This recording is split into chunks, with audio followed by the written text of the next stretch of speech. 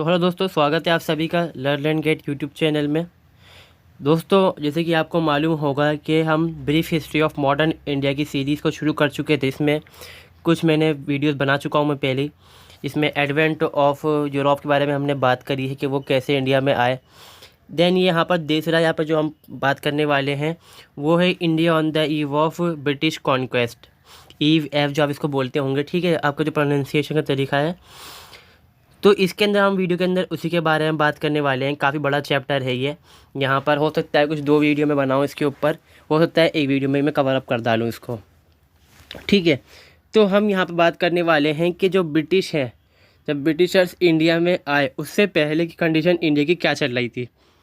यानी कि वहाँ पर पॉलिटिकल कंडीशन, इकोनॉमिक हो चाहे सोशल हो, क्या ऐसे हालात चल रहे थे कि जो हम ये कह सकते हैं कि इनविटेशन मिला ब्रिटिशर्स को इंडिया पे कंट्रोल या कब्ज़ा करने का, ठीक है। इस बारे में हम बात करने वाले हैं।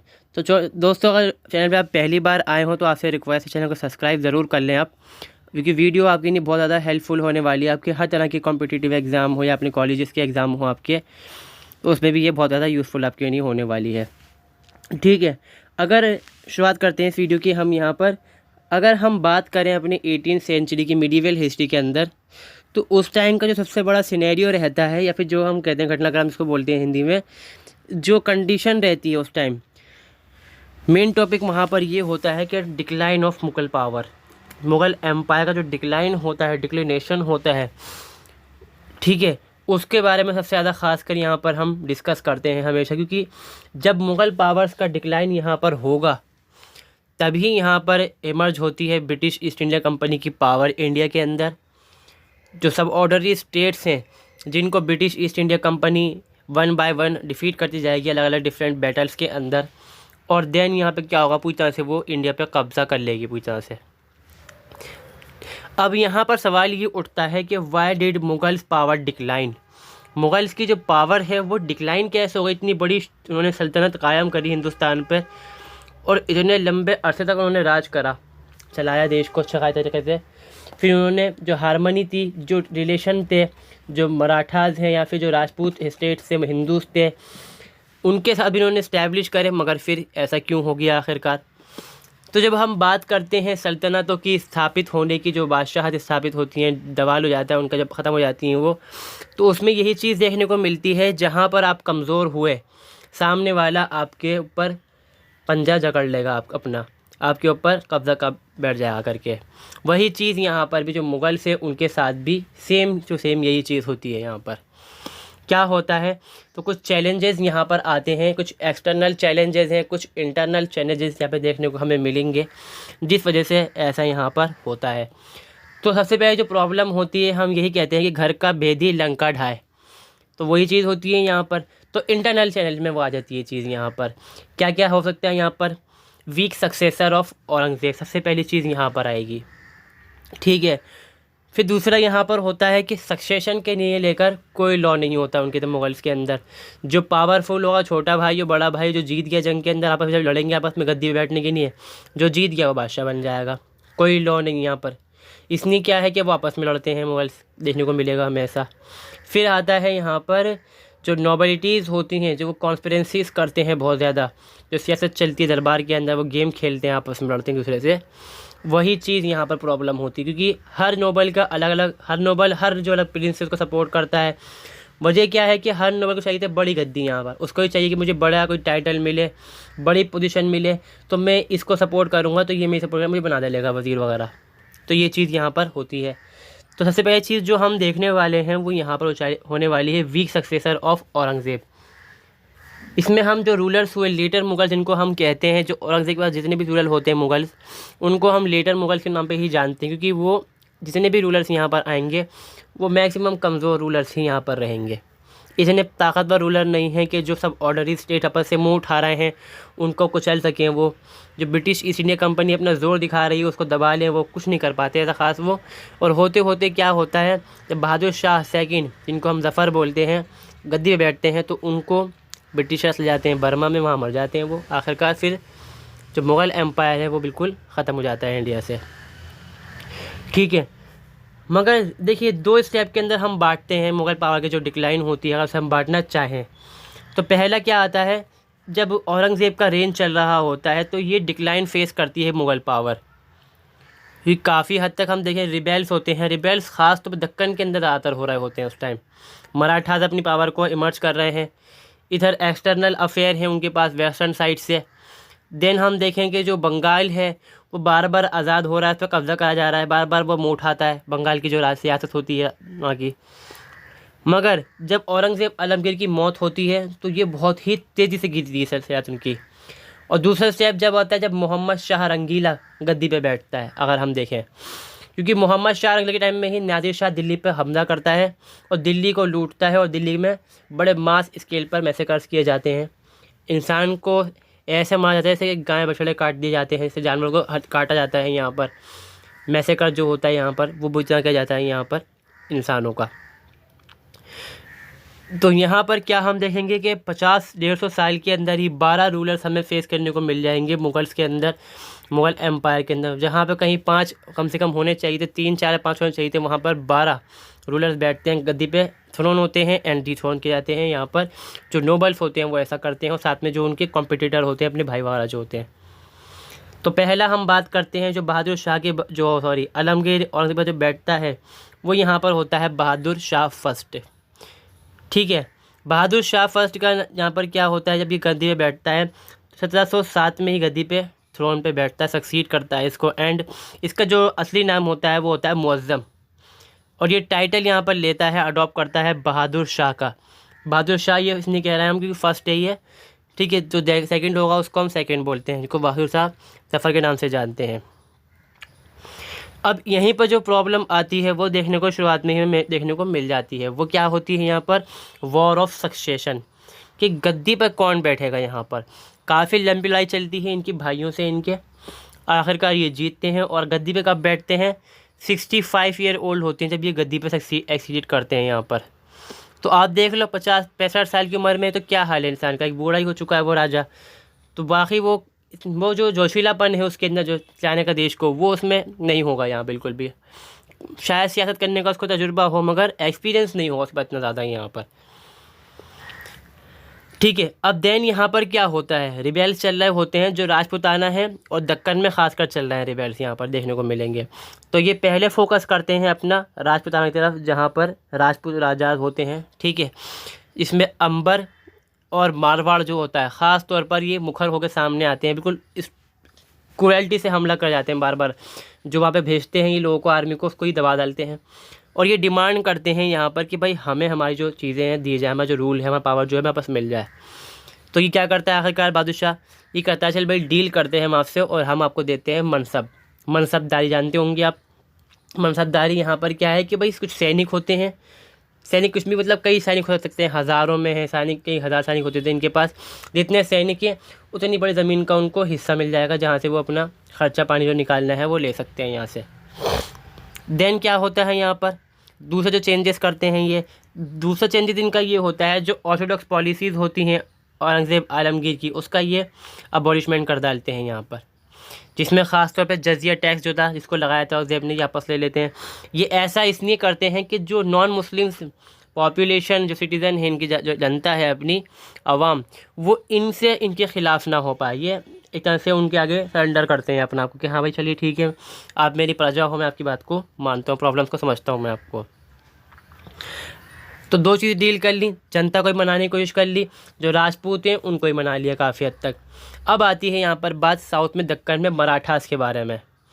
मराठाओं में क्या देखिए जो होता है, जो मराठा स्टेट थे, जब शिवाजी महाराज इन्होंने इस्टेब्लिश करा मराठा स्टेट को, तो वहाँ पर उन्होंने 2 तरह के टैक्स लगाए थे। एक था चौथ टैक्स। यहाँ पर ये था कि जो भाई प्रोडक्शन हुआ है उसमें से जो मिलना है टैक्स वो है यहाँ पर। अब चौथ के बाद जो टैक्स था यहाँ पर वो था सर देशमुखी टैक्स, जिसको हम टैक्स के तौर पर देखते हैं, यानी कि 10% एडिशनल टैक्स चौथ के ऊपर। ये कहाँ पर था, जैसे कि मान लीजिए ये मराठा का अपना जो रूल करने के जो किंगडम है यहाँ है, ये इनके सब ऑर्डनरीज़ हैं आसपास, इन्हें कुछ उन्होंने कब्जा करके जीत लिया इलाक़ों को। तो ये सर देशमुखी जो टैक्स है वो इन पे लगेगा, यहाँ नहीं लगेगा, वो यहाँ लगेगा। तो अब यहाँ पर क्या था कि जो मुगल थे यहाँ पर तो डिक्लाइन यहाँ पर हो ही रही थी, उन्होंने कहा भाई कि अब इनसे भी डील करते हैं, डिप्लोमेसी का इस्तेमाल करते हैं। और वो क्या करते हैं कि हम आपको जो सरदेशमुखी टैक्स से लेने की छूट देते हैं आपको, कि आप उस टैक्स को लीजिए, मगर चौथ टैक्स जो है हम नहीं दे पाएंगे। अब जो मेन टैक्स था वो चौथी था यहाँ पर, तो जो मराठास थे वो सेटिस्फाई इनसे जस्टिफाई इस चीज़ को नहीं कर पाते, मान नहीं पाते इस चीज़ को। ठीक है, अब बचते हैं यहाँ पर क्या, वेस्टर्न में सिख और जाट का नहीं हुआ फिलहाल यहाँ पर, ये करते हैं सिख से डील यहाँ पर। सिख में गुरु गोविंद सिंह को दे डालते हैं ये मनसब बड़ा, ताकि जो सिख समुदाय है वो उनके कम्युनिटी जो है इनके पक्ष में रहे यहाँ पर। ठीक है, मगर यहाँ पर दूसरी चीज़ यहाँ पर क्या होती है, बंदा बहादुर भी होती है इनके अंदर, सिखों के अंदर। ये इनका जो रिबेल होता है इसको क्रश करके इसको मरवा डालता है, वो क्रश कर डालता है यहाँ पर। ठीक है, अब यहाँ पर प्रॉब्लम यहाँ होती है कि सक्सेसर था गुरु गोविंद सिंह का, इसको इन्होंने क्रश कर दिया, इसके रिबेल को ये भाग जाता है। फिर जो गोरिल्ला वॉरफेयर होता है वो ये करते रहते हैं बाद में बंदर बहादुर। इससे सिख कम्युनिटी कुछ टाइम के तो इनसे राज़ी होती है, मगर बाद में फिर से इनके अगेंस्ट हो जाती है। एंड देन ये बाद में मर जाते हैं 1712 के अंदर। फिर इनके बाद यहाँ पर आता है जहांगीर शाह, जो कि सिर्फ 1 ही साल रूल कर पाता है। ठीक है, अब यहाँ पर शुरू होता है ख़ास तौर पर जो हम कहते हैं ना अभी, जो सबऑर्डनरी स्टेट थे वो ख़त्म, यहाँ पर उस चीज़ के बारे में बात नहीं की जाती। यहाँ पर शुरुआत होती है नोबेलिटी की। वो चीज़ तो चल रही है अपनी जगह पर, वो प्रॉब्लम तो अलग है। यहाँ पे जो एक्सटर्नल प्रॉब्लम है जो दरबार के अंदर ही चल रही है वो यहाँ पर शुरू होती है। वो होती है किंग मेकर्स का गेम, जो नोबेलिटीज़ हैं उनका अपना खेल चल रहा होता है यहाँ पर पॉलिटिकल। क्या होता है यहाँ पर, बहादुर शाह का बेटा होता है जहांगीर शाह, बहुत ही क्या होता है, लेस एबल सन होता है, मतलब ये रूलर अच्छा नहीं होता यहाँ पर, और ना ही इसका कोई इंटरेस्ट होता रूल करने में। देन यहाँ पर एक आदमी है जो नोबलिटी होती है, उसमें एक आदमी निकल के आता है जुल्फ़िकार ख़ान, वो इसको सपोर्ट करता है थ्रोन पे बैठने की नहीं और बिठा डालता है गद्दी पर। ये गद्दी पे बैठ जाता है जहांगीर शाह यहाँ पर, और जो जुल्फ़िकार है बदले में इसके एहसान के ये इसको दे डालता है वज़ीर आलम बना डालता है यहाँ का, ये मतलब मुग़ल एम्पायर का प्रधानमंत्री बन जाता है ये। ठीक है, अब यहाँ पर क्या होता है कि भाई जो उसकी पॉलिसीज़ होती हैं बहुत अच्छी तो होती हैं, मगर वही बात है ना कि जब उसका इंटरेस्ट ही नहीं है इस चीज़ के अंदर ज़्यादा कोई ख़ास, तो ये क्या करता है, जहांगीर शाह भी अच्छा काम करता है। ये क्या करता है, जो राजपूत राजा हैं, मराठा सरदार हैं, और जो दूसरे लोकल चीफ क्लैन होती हैं उनसे ये अपने जो संबंध है उसको फ्रेंडली करने की कोशिश करता है, जो अपने रिलेशन है वो फ्रेंडली करने की कोशिश करता है, और जो भी काम बन सकता है वो यहाँ पर करता है। ये सबसे पहली चीज़ तो ये है, क्या करता है ये, जजिया को इन्होंने पहले अबॉश कर जाता है, उसको भी ख़त्म कर डालता है, बिल्कुल पूछना सफ़ा है इसका। और जो मराठास होते हैं उनको ये जो चौथ टैक्स है उसको भी दे डालता है कि चौथ टैक्स भी अब आप ही ले लो, यहाँ से हमारा मामला ख़त्म। अब देखिए, जिसके हाथ में टैक्स होगा उसके हाथ में भी पावर होगी। जिसके पास पैसा है, जब पैसा ज़्यादा होगा तो वो आर्मी पे ख़र्चा करेगा अपनी, तो आर्मी पावरफुल होगी। ट्रेड पे ख़र्चा करेगा, ट्रेड से वो और मजबूत होगा यहाँ पर। और इससे क्या होगा, जो मुग़ल हैं वो कमज़ोर होते चले जाएंगे, क्योंकि ये साउथ में जो टैक्स है वो मिल रहा है ना वो ज़्यादा है यहाँ पर इंडिया के अंदर। ठीक है, मगर इसने एक जो पॉलिसी स्टार्ट करी वो यहाँ पर क्या थी, इजादारी। जो इजादारी थी इसके अंदर क्या था, वॉरेन हेस्टिंग ने भी शुरू करा था इसको। तो इसमें क्या होता है, ये शुरुआत करता है, इसमें क्या होता है, जैसे मान लीजिए कोई इलाका है उसकी बैट वो की जाती है नीलामी, कि जो नीलामी में जीत जाएगा वो वहाँ से वो टैक्स कलेक्ट करेगा यहाँ पर। ठीक है, तो ये चीज़ शुरू करता है, मगर इसको जो जनता है पसंद नहीं करती। और जुल्फ़िकार की यहाँ पावर बढ़ रही होती है, प्राइम मिनिस्टर तो है ही यहाँ पर, मगर वही है कि असल पावर किसके हाथ में थी, जुल्फ़िकार ख़ान के हाथ में थी। और जहांगीर शाह जो कर रहा था वो इसके इशारे पर कर रहा था काफ़ी हद तक।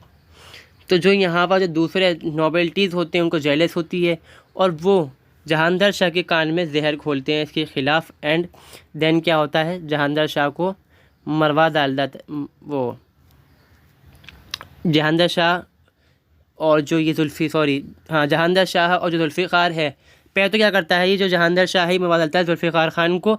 देन यहाँ पर फ़र्रुखसियर होता है, फ़र्रुखसियर कौन है, इसका भतीजा, इसके भाई का बेटा। ठीक है, वो कर डालता है रिबेल, और जो आगे का किला है उस पर कर लेता है कब्ज़ा। अब जुल्फ़िकार जो जहांगीर शाह है वो जाता है रिबेल को किसी कचलने के लिए, मगर जो जुल्फ़िकार तो वो साथ में इनके होता ही नहीं, क्योंकि वो तो मरवा चुके होते हैं पहले उसको। और ये यहाँ पर जहांगीर शाह मार दिए जाते हैं, हार जाते हैं यहाँ पर। इनके और बेटे भी हैं जो बाद में रूलर बनेंगे यहाँ पर, हालांकि फ़िलहाल तो यहाँ बैठेगा फ़र्रुखसियर। अब फ़र्रुखसियर की भी यहाँ पे कोई दूसरी नोबेलिटी है वो हेल्प कर रही थी, वो कहलाते हैं यहाँ पर सैयद ब्रदर्स। ये भी किंग मेकर्स बन जाते हैं इंडिया के अंदर। इसमें दो भाई होते हैं, हुसैन अली ख़ान बहराव और दूसरा है अब्दुल्ला ख़ान। हुसैन अली ख़ान जो है उसका यहाँ पे क्या होता है कि मुझे आप बनाइए वज़ीर आज़म, मैं आपकी सारी हेल्प करूँगा हर काम के अंदर। और जो अब्दुल्ला ख़ान है उनको भी यहाँ पर कुछ ना कुछ हिस्सा मिलता है दरबार के अंदर। ठीक है, क्या बनता है, हुसैन अली ख़ान बनता है यहाँ पर वज़ीर बनेगा। ठीक है, रिस्पेक्टिवली फराखत होगी, वज़ीर ख़ान बनेगा। और जो मीर बख्शी बनेगा यहाँ पर अब्दुल्ला ख़ान।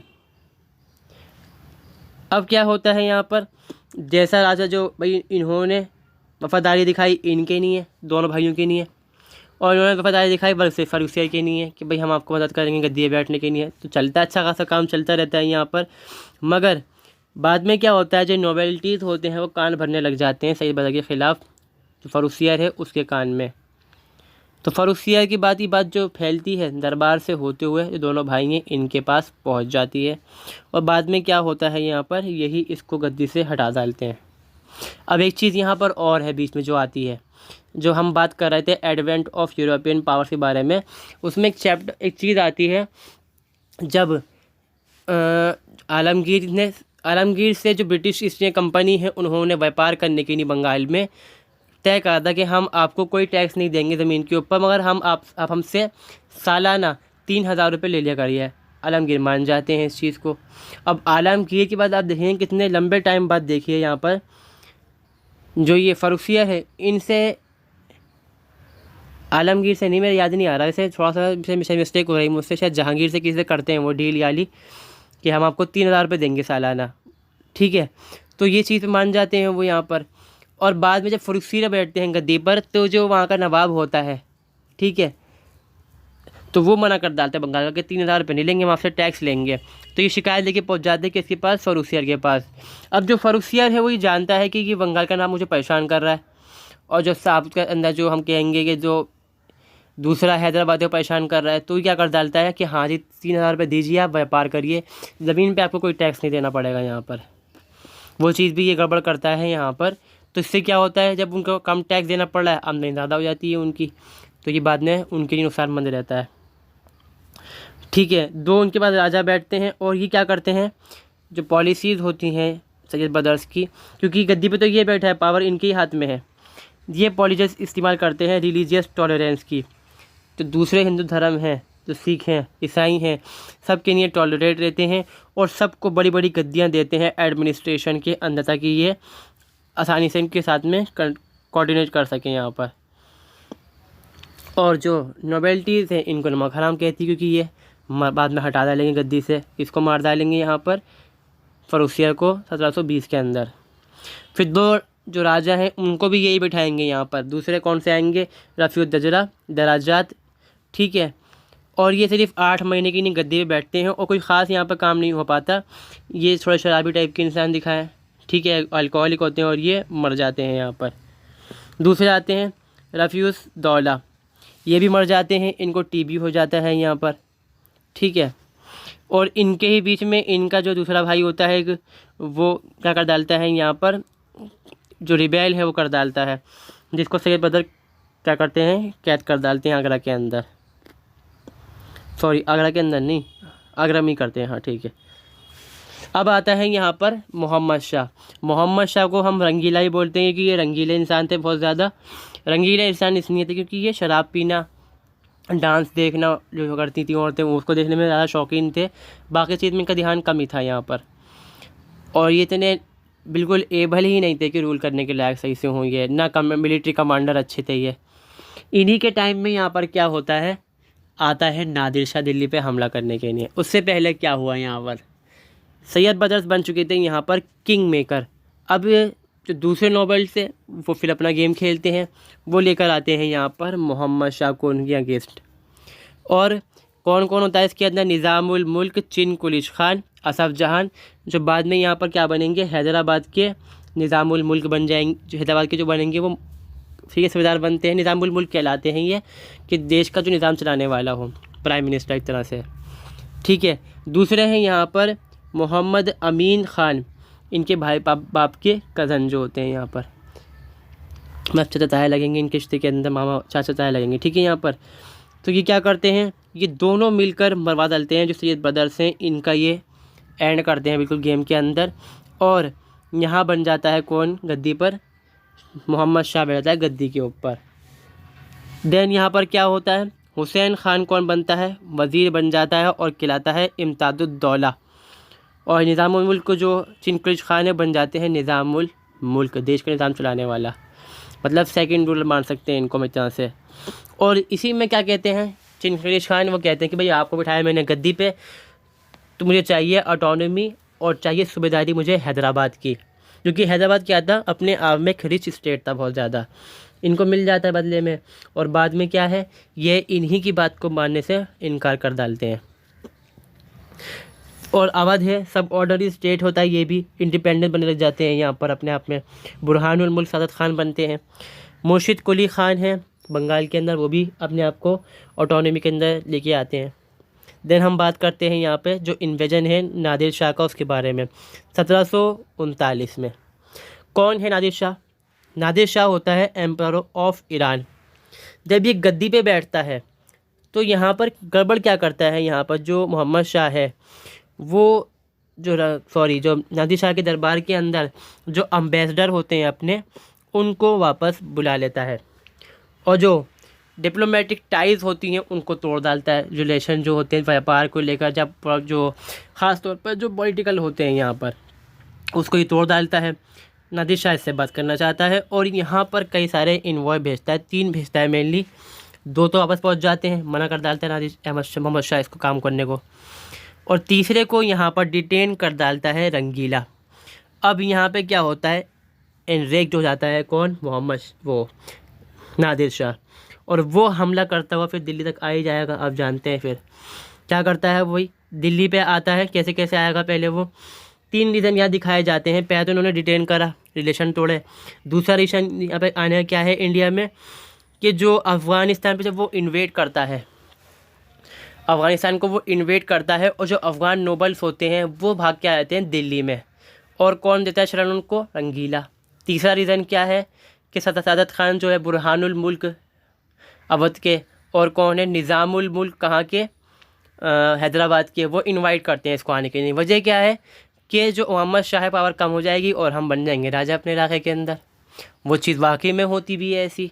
मोहम्मद नादिर शाह यहाँ पे दिल्ली पे आते आते अटैक कर डालता है, गजनी पर अटैक करता है, जलालाबाद पाकिस्तान में ही है, पेशावर, लाहौर सब कुछ जीतता हुआ दिल्ली पर आता है यहाँ पर। देन यहाँ पर क्या होता है, व्हेन नादिर शाह क्रॉस्ड खैबर पास, ये अफ़गानिस्तान के अंदर ही है, ठीक है, दर्रा है पहाड़ी पार करने का इलाका। तो governor of Punjab request that the Mughal empire improve Punjab defence. Mughal power क्या करता है यहाँ पर, एक कान से सुनता है एक कान से निकाल डालता है। पंजाब का जो गवर्नर होता है वो कहता है कि आप आर्मी को भेजिए रक्षा करने के लिए आपकी वेस्टर्न बॉर्डर की, वेस्टर्न पार्ट की। रंगीला सुनता नहीं है बात को, मगर जब नादिर शाह घुसता है पंजाब के अंदर, वो समझ जाता है कि हाँ कुछ तो गड़बड़ है। वो भेजता है यहाँ पर खान दौरान और निज़ामुल मुल्क को डील करने के लिए नादिर शाह से आर्मी के ज़रिए से, ठीक है, मतलब वॉर के नहीं भेजता है। मगर ये दोनों यहाँ पर हार जाते हैं।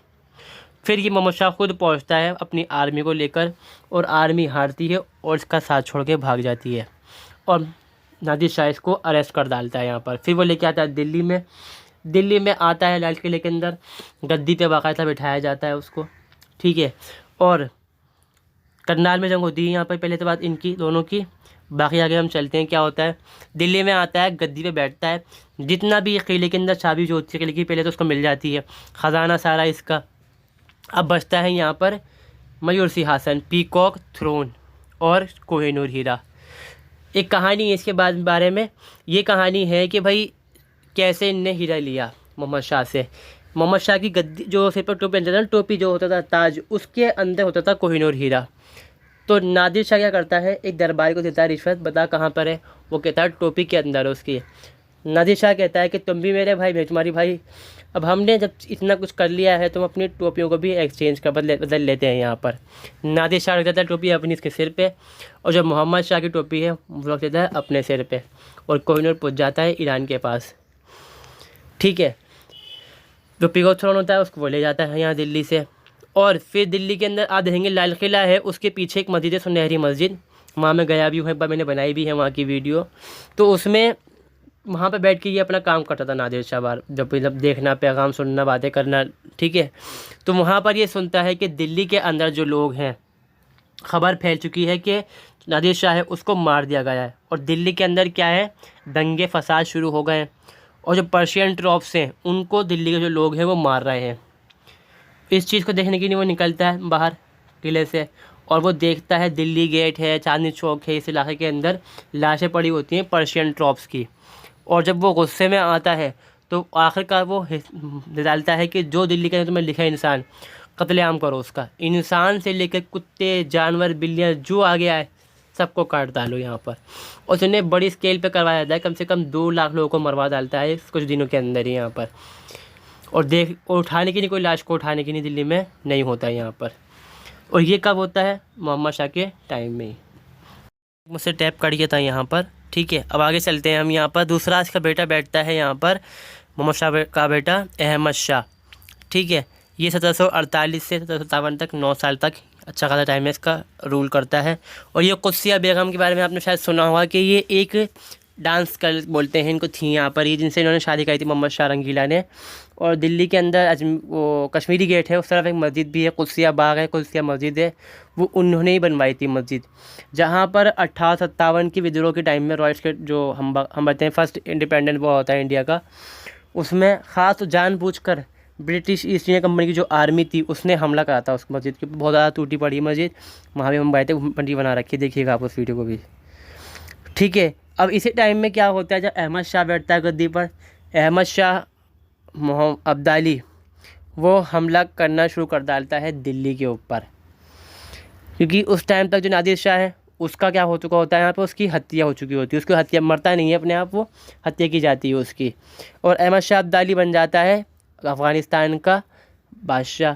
और अफ़गानिस्तान उसको बोलते हैं बाबा है आज़म, बाबा अफ़गानिस्तान बोलते हैं, क्योंकि इन्होंने जो अफ़गानिस्तान के बटे कबीले थे उनको एक करा था यहाँ मिलकर, ठीक है। वो बहुत बार दिल्ली पे हमला करता है और पंजाब और जो मुल्तान है उसको अपनी रियासत में मिला लेता है यहाँ पर।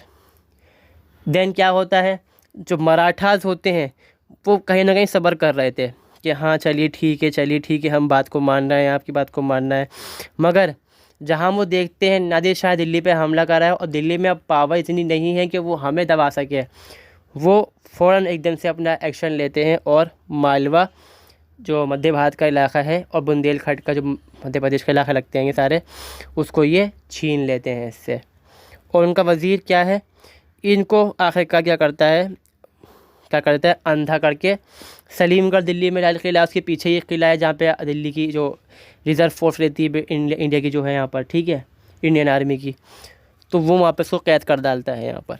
देन इसकी कहानी हो जाती है ख़त्म। अब बात कहानी यहाँ पर आती है आलमगीर सेकंड की।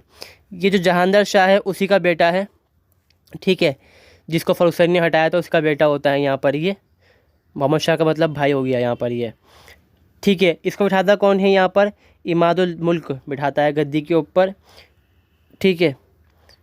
और क्या करता है, इसके टाइम में बहुत सारे फिर दोबारा से अटैक शुरू हो जाते हैं अहमद शाह अब्दाली के। और इसी के टाइम में होती है यहाँ पर बैटल ऑफ प्लासी, जो ब्रिटिश ईस्ट इंडिया कंपनी है जीत जाती है यहाँ पर, और जो बंगाल के नवाब होते हैं, ठीक है, वो यहाँ पर हार जाते हैं आखिरकार। फिर देन हम देखेंगे यहाँ पर इनको कौन मार देगा, इनका वज़ीर जो है इमादुल मुल्क ही इनको मार डालता है, क्योंकि ये इसके ख़िलाफ़ हो जाते हैं बाद में चल के आगे, और उसको ख़तरा लगता है कि मैं वज़ीर गद्दी से न हट जाऊँ, तो वो उनको मार डालता है।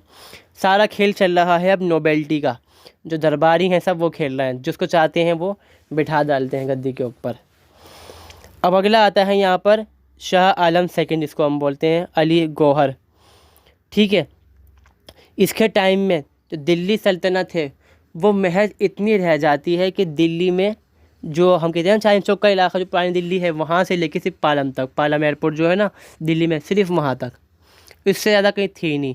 तो इसका मजाक बन जाता पर्शिया के अंदर ही, इसको बोलते थे वो सल्तनत शाह आलम अज दिल्ली ता पालम, कि मतलब जो शाहजहाँ की जो शाह आलम की रियासत है वो सिर्फ पालम तक रह गई है। ये छोटी सी रियासत, मतलब पूरा सा एक शहर भी उनके कब्ज़े में नहीं था उस टाइम में।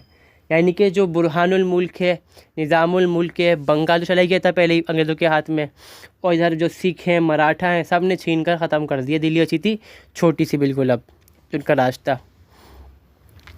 अब क्या होता है यहाँ पर, इमादुल मुल्क बिठाते हैं गद्दी पर इनको, बाद में इनका भी कॉन्फ्लिक्ट चलता है यहाँ पर, ठीक है।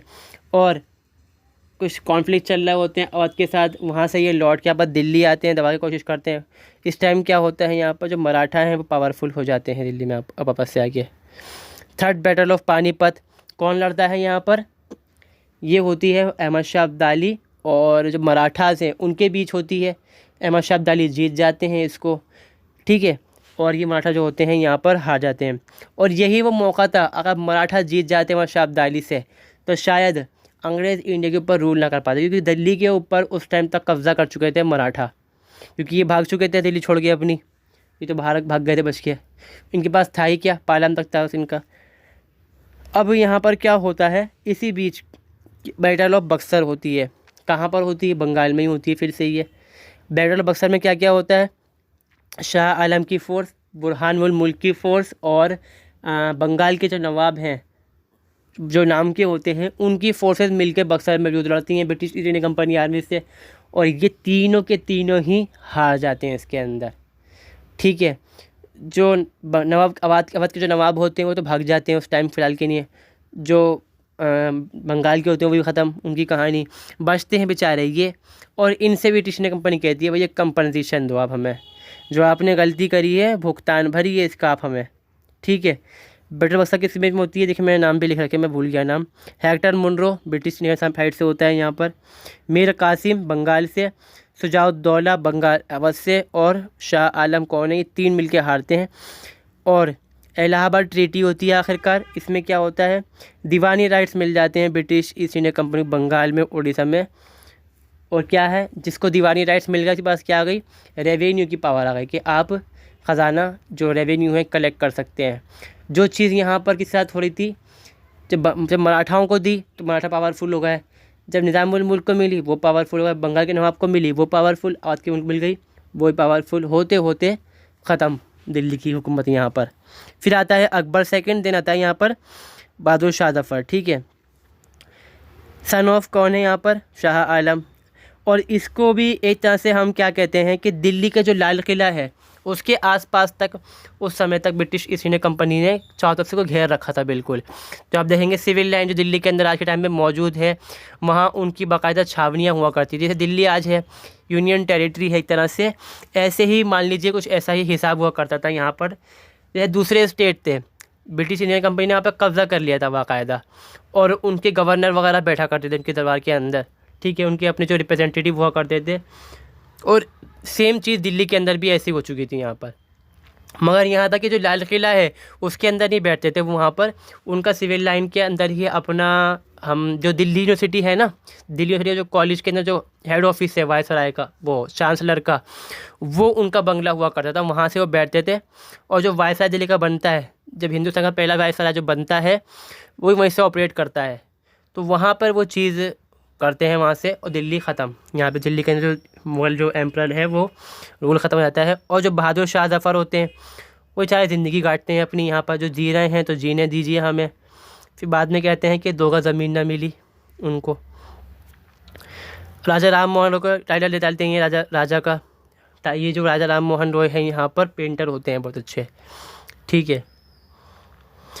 अब आते हैं यहाँ पे आखिरी बहादुर शाह, जिनका नाम होता है ज़फ़र। ये अपना पेन नेम रखते हैं ज़फ़र, क्योंकि ये क्या था, यहाँ पर पोएट्री वगैरह करते थे। इनके टाइम में मिर्ज़ा गालिब भी होते हैं, इनके ही टाइम में यहाँ पर 1857 की जो फर्स्ट इंडिपेंडेंट वॉर है लड़ी जाती है। क्योंकि वो भी क्या होता है कि जो फोर्सेज होती हैं इंडियन जो बगावत कर देती हैं ब्रिटिशर्स से, वो इनको अपना हेड बना देती हैं, इसका कसूरवार ठहरा डालते हैं ब्रिटिशर्स इनको। फिर बाद में इनको क्या करते हैं, रंगून भेज डालते हैं बर्मा में, और वहाँ पर इनकी मौत होती है। और जो इनके बच्चे हैं, दिल्ली में आप देखेंगे कि गुरुद्वारा है चांद चौक के अंदर शीशगंज, उसके बराबर में एक मस्जिद सुनहरी मस्जिद, और जो बीच में पार्किंग है वहाँ पर पुलिस चौकी थी पहले टाइम के अंदर, वहाँ पर इनके बच्चों को मारते हैं। इंडिया गेट जो दिल्ली गेट है वहाँ मारते हैं इनके बच्चों को। और इनका जो मुग़ल एम्पर का जो रूल था एम्पायर, वो बिल्कुल ख़त्म हो जाता है कहाँ पर आकर, 1862 के अंदर, वो 1857 के अंदर, सॉरी 62 कह रहा हूँ मैं।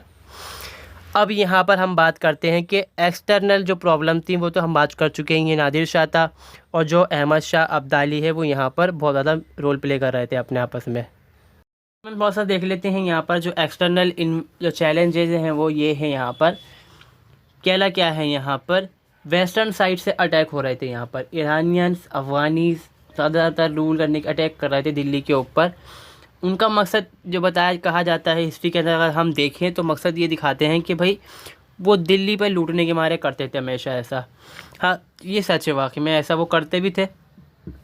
पहली वजह क्या है यहाँ पर अफ़गानिस्तान के अंदर कोई ऐसा सोर्स ऑफ इनकम आप देखते होंगे कि नहीं है वहाँ पर, तो उनको पैसा कहाँ से आएगा रूल करने के लिए, तो वो कहीं ना कहीं से तो पैसे को वसूल करेंगे ही करेंगे।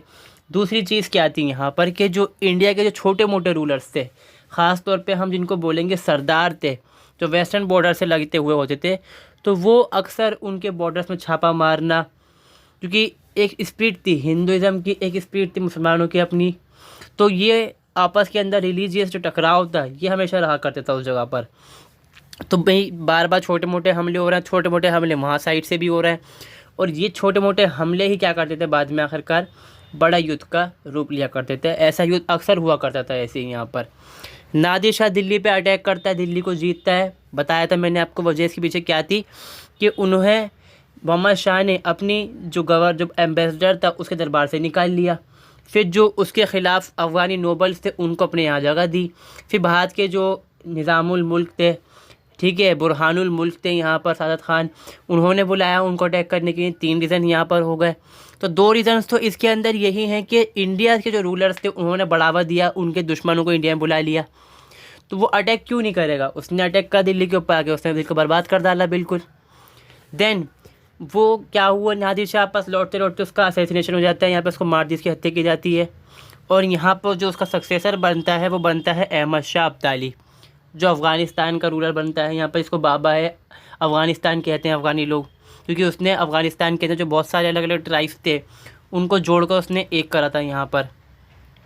देन फिर यहाँ पे वही चीज़ होती है कि पंजाब है, हरियाणा का रीजन है, कुछ छोटा मोटा लगता हुआ कश्मीर का रीजन आता है, थोड़ा सा राजस्थान का एरिया लगता है आज के टाइम का, तो वो उसकी कंट्रोल में था। पाकिस्तान का बहुत बड़ा रीजन से कंट्रोल में आया करता था यहाँ पर। तो ये चीज़ क्या होती है, अब मराठाओं की पावर बढ़ रही थी। मराठाओं ने दिल्ली को भी एक टाइम के जीता काफ़ी हद तक रहे, दिल्ली के ऊपर उनका कब्ज़ा रहा। दिल्ली पे जो सिख हैं दिल्ली पे कब्ज़ा उनका भी रहेगा यहाँ पर, और जो मुग़ल रूलर हैं भाग जाएंगे दिल्ली छोड़कर। तो क्या होता है यहाँ पर, मराठास अपने हमला करते करते अब वो सोचते हैं कि भाई अब पंगा लिया जाएगा यहाँ पर अहमद शाह अब्दाली से। कैसे, वो सोचते हैं कि जो पंजाब है वहाँ से मुसलमानों को निकाला जाए।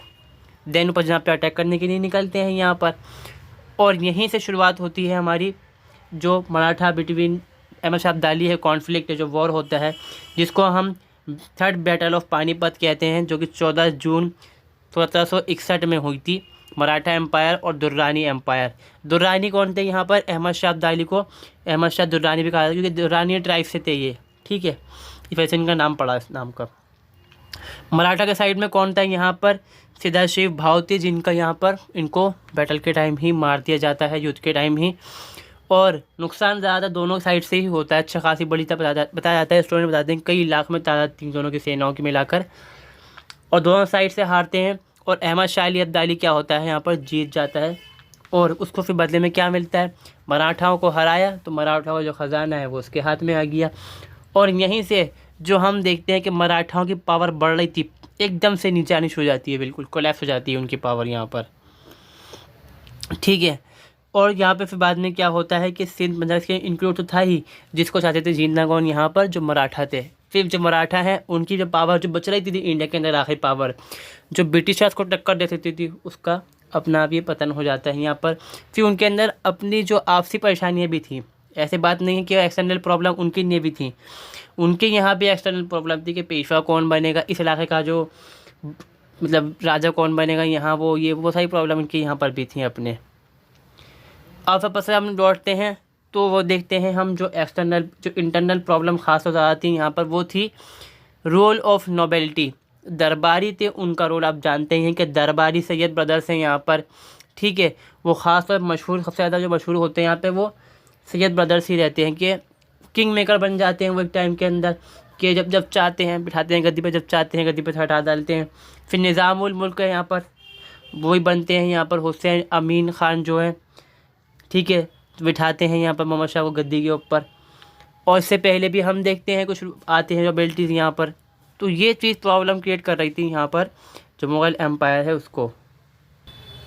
ठीक है, तो आप देखेंगे इसमें क्या था, कुछ नोबल्स में अलग अलग टाइप के यहाँ पे नोबल्स थे, क्योंकि ये जो मुग़ल्स थे बाहर से इंडिया में आगे बसे, इंडियन बन गया। फिर बाद में यहाँ पर तुरानीस थे इनके दरबार के अंदर, ईरानीस थे, अफ़गानीस थे और इंडियंस थे। इंडियन मुस्लिम भी थे, नॉन मुस्लिम भी थे। कहीं आपको मिलेगा कि इंडियन मुस्लिम, ऐसा नहीं है वो इंडियन मुस्लिम ही हो सिर्फ, क्योंकि आप जानते ही हैं कि अकबर के टाइम में बहुत सारे नोबल्स थे। और ख़ास तौर पे जो शाहजहाँ था उसके दरबार में तो बहुत अच्छी तादाद हो चुकी थी यहाँ पे जो हिंदू नोबल्स थे अक्सर। ठीक है, तो इनमें क्या था, आपस में लड़ाई थी। किस लिए? जागीर के लिए, जागीरदारी मिल जाए, मैं वज़ीर बन जाऊँ, मीर बख्शी बन जाऊँ। तो अब देखिए दो इंसान हैं, दो नोबल हैं, वो चाहते हैं वज़ीर बनना। तो वो जो एक रूलर है सपोर्ट तो उसको नहीं कर सकते यहाँ पर, तो वो डिफरेंट प्रिंस को सपोर्ट करते थे, डिफरेंट जो राजा थे, राजा के जो बेटे हुआ करते थे उनको ही सपोर्ट करते थे। जो जीत गया वो राजा बन गया, उसने बना डाला उसको वज़ीर यहाँ पर। ठीक है, देन यहाँ प्रॉब्लम जो आती है वो है lack of strong finance and foreign invasion. Problem क्या थी कि वॉर ऑफ सक्सेशन चल रहा था, बहुत ज़्यादा इनके अंदर चलते रहते थे। तो यहाँ प्रॉब्लम क्या थी कि वॉर के अंदर भाई पैसा तो खर्च हो गई होगा, सैलरीज हैं, लोग मरेंगे तो उसका ख़र्चा अलग है, हथियारों का ख़र्चा अलग है यहाँ पर। ठीक है, देन सबसे बड़ी मेजर प्रॉब्लम यहाँ पर क्या हुई, जो ऑटोनोमस स्टेट यहाँ पर पावर में आए। सबसे पहला बंगाल ही था, खासकर यहाँ पे, क्योंकि बंगाल से बहुत ज़्यादा आमदनी थी मुग़ल एम्पायर को। बंगाल बिल्कुल अलग के मुर्शिद कुली ख़ान के ज़माने में।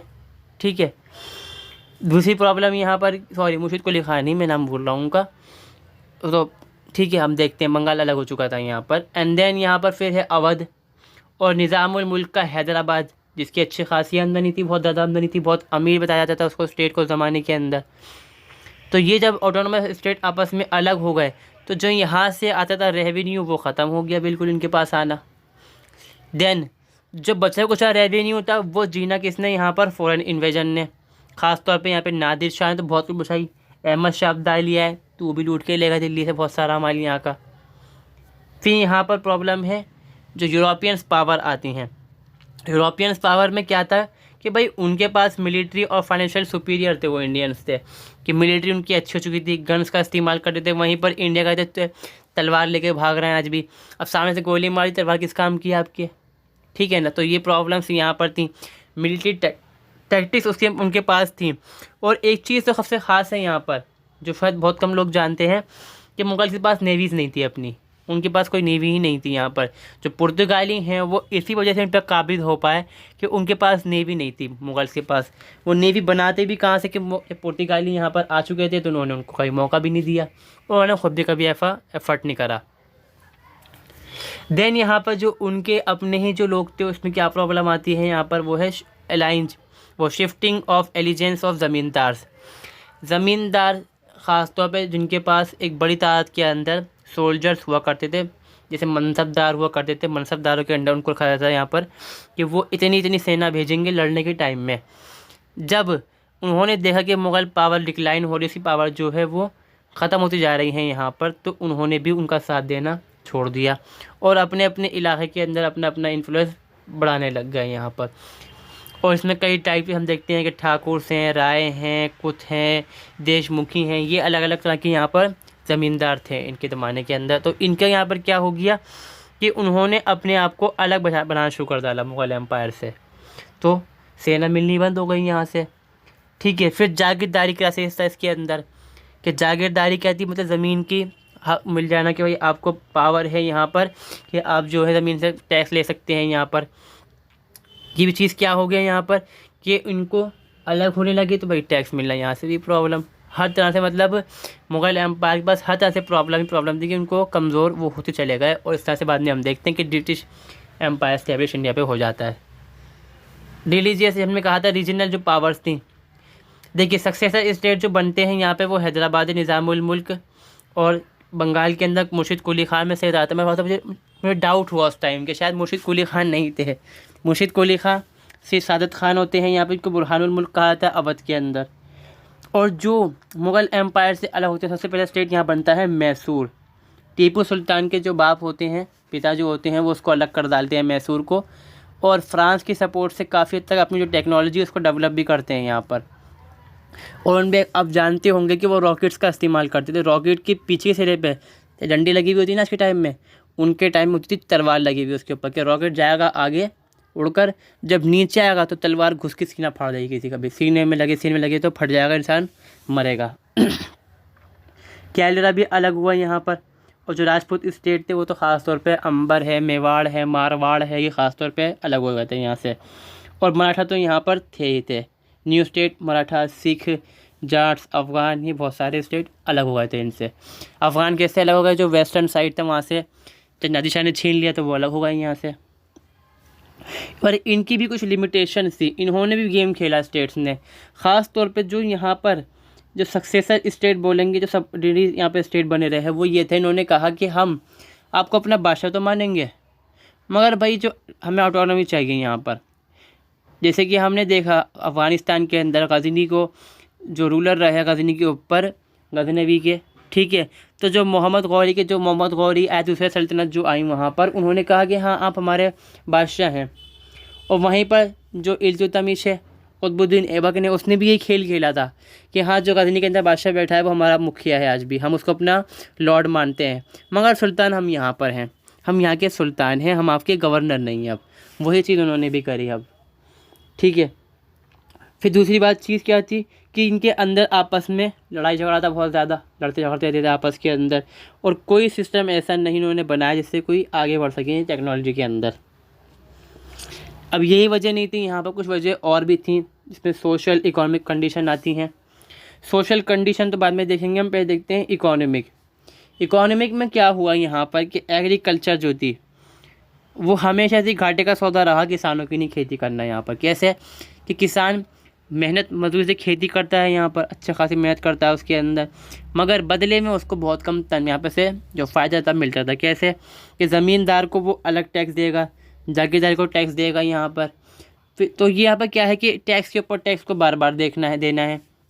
और जब यहाँ पर इंडिया में अंग्रेज़ आए तो उन्होंने तो बिल्कुल ही हद कर डाली कि उन्होंने बहुत ज़्यादा टैक्स लेना शुरू करा। आप जानते भी हो काफ़ी बहुत, चाहे अकाल पड़ गया बंगाल के अंदर, उन्होंने फिर भी टैक्स लिया, और वो खुश हुए इस बात पे कि इतनी बुरी कंडीशन के अंदर भी हमने टैक्स तो वसूल ही कर लिया था यहाँ पर।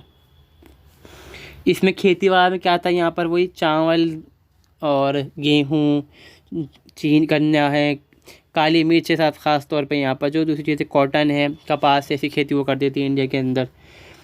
अब यहाँ पर जो हम देखते हैं कि इम्पोर्ट्स था, शुरुआत में क्या था कि हम इंपोर्ट करते थे कम सामान, ठीक है, और एक्सपोर्ट करते थे बहुत ज़्यादा सामान यहाँ पर। अब ब्रिटिशर्स ने इसमें ही खेल खेलना शुरू करा। क्या करा उन्होंने कि यहीं से सामान ले गए, कपास तो कच्चा कपास ले गए, वहाँ पे इंडस्ट्रीज़ लग चुकी थी ब्रिटेन के अंदर ख़ास तौर में, वहाँ से माल बनाया, उसको इंपोर्ट कर दिया इंडिया के अंदर। 8 आने का सामान यहाँ बेच रहे हैं 2 रुपये का लाकर उसको, तो कितनी बड़ी आमदनी है। और जो इंडियन है उसको सस्ता पड़ रहा था यहाँ पर, क्योंकि कपास को बनाएगा हाथ से तो महंगा बनेगा बनाने में, मशीन से बनेगा तो ज़्यादा बनेगा और सस्ता बनेगा।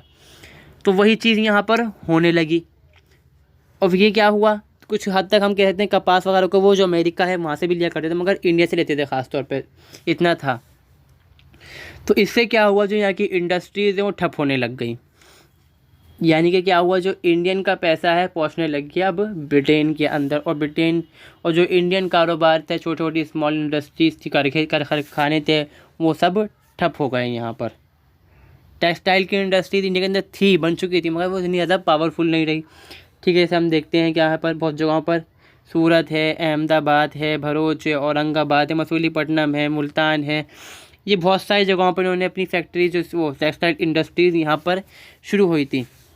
और शिप इन बिल्डिंग स्टडीज़ भी यहाँ पर थी, महाराष्ट्र में, आंध्र प्रदेश, बंगाल में ख़ास तौर पे थी ये, ठीक है। अब देखते हैं हम यहाँ पर स्टेटस ऑफ